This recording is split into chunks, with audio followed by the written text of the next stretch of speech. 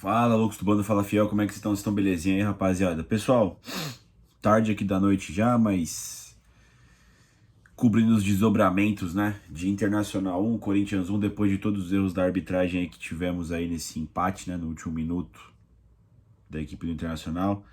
Vi a coletiva pós-jogo do Dorival Júnior, vi as falas do Hugo Souza, vi a fala do Stabile, do Fabinho Soldado, enfim, eu passo aqui um check-up, já tem alguns assuntos pra gente conversar aqui nesse vídeo, tá, pessoal? Cara, Fabinho Soldado e o Stabile fizeram pronunciamentos oficiais, né? Reclamando da arbitragem, né? Que o Corinthians vem sendo roubado, enfim, que tem gente trabalhadora no Corinthians, né? Aquele discursinho protocolar, né? Dos dirigentes de futebol. Não me surpreendeu muito, esperava que fosse feito. A gente sabe que não vai dar em nada. Enfim, e sinceramente, pessoal, falar por mim, tá? Eu nem quero que dê alguma coisa especificamente, tá ligado, mano? São erros, já foi, erros de futebol são assim mesmo, né? Não teve fraude, né? O meu problema é sempre com a mídia em si, tá ligado, mano? O comportamento com a mídia. Será que vão tratar os erros do Corinthians com ironia amanhã? Ou será que vão tratar com decência, sabe? Que o problema é o futebol. E se fosse ao contrário, como é que seria tratado? O Corinthians é beneficiado? Ou seria também um erro da arbitragem? Porque pra mim, pessoal, os erros são iguais, tá ligado? Mano? Acontece erro a favor contra o Flamengo, contra a favor do Palmeiras, contra a favor do Corinthians, tá ligado, mano? O meu problema sempre foi e sempre será a repercussão.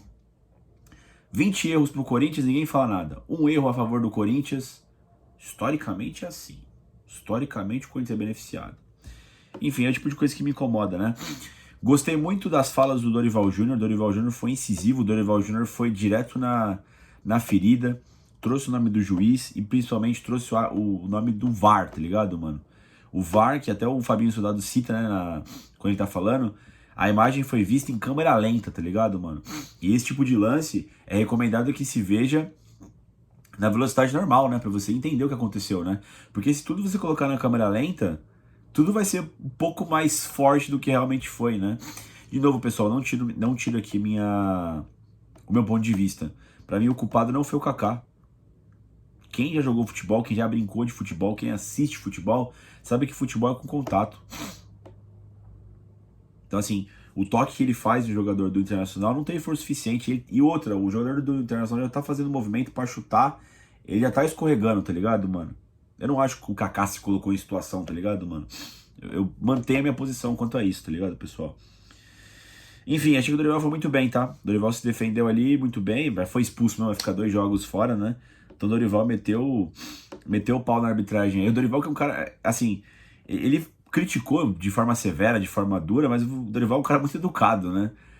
Achei muito legal a eloquência dele reclamando, tá ligado, mano? Achei que ele foi cirúrgico nas reclamações dele, tá? E acabou também se defendendo, né, pessoal?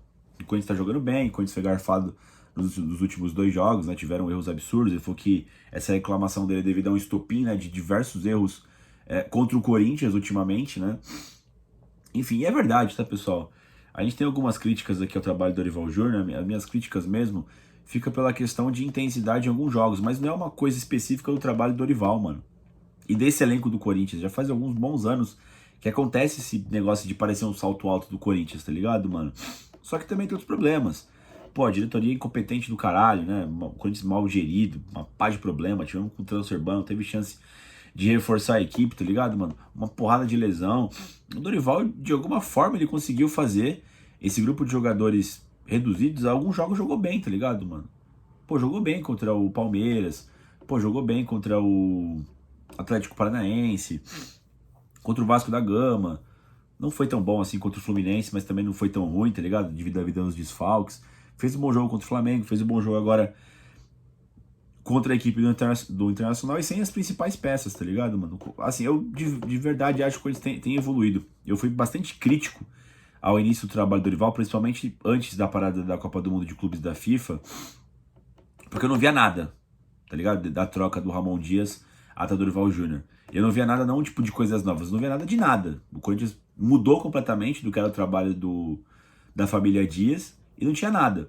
Mas, de fato, foi melhorando gradativamente após a parada da Copa do Mundo de Clubes da FIFA, né? E aí não voltou tão legal, mas teve grande desafio, né, que era passar pela porcada, e o Corinthians deu uma estabilizada para cima.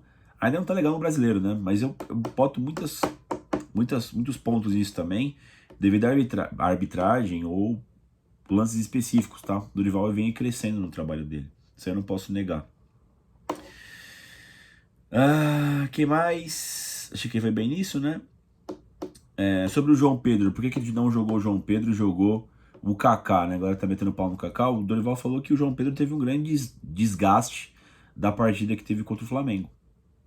Foi isso, segundo ele, tá ligado? Que o João Pedro correu demais, né? Entendo, tá? Não acho que, porra, se tivesse jogado o João Pedro, tudo seria diferente. Não é também isso. Só não entendo a questão do desgaste, né, porra? Tipo, moleque novo, né, mano? Zagueiro, né? Como é que tava tão desgastado assim, né? Mas enfim, né? Ele não confirmou o Memphis Depay para jogar contra o Mirassol. O Yuri volta, né? Mas ele não confirmou o Memphis. A mídia diz que o Memphis estava sendo preparado para o jogo do Flamengo, não foi. Nem para o jogo do Inter. Então tudo dá a entender que ele vai jogar contra o Mirassol, né? Porque depois tem parada FIFA e eu acho que ele vai querer defender a seleção holandesa, né? Então, é capaz dele pintar aí contra o Mirassol, né? Foi também perguntado sobre a questão do rodízio na equipe, né? Se ele vai continuar modificando. E aí o Dorival, rapaziada, ele se defendeu nessa questão do rodízio no elenco, né? Bem de boa, né? Mano, quem assiste futebol sabe que todos os times fazem isso, né? Não dá pra jogar quarto e domingo, tá ligado? Repetir os times. Eu sou um grande fã de repetição de times, tá ligado, mano? Eu acho que você precisa entrosar a equipe e tudo mais, tá ligado, mano? Mas eu entendo que... E até pra isso, se você tiver achar o seu 11 inicial, ou seus 9 ali, principais jogadores, depois que você acha isso, aí sim você passa para um próximo patamar, que é criar variações disso. Por isso que eu acho importante.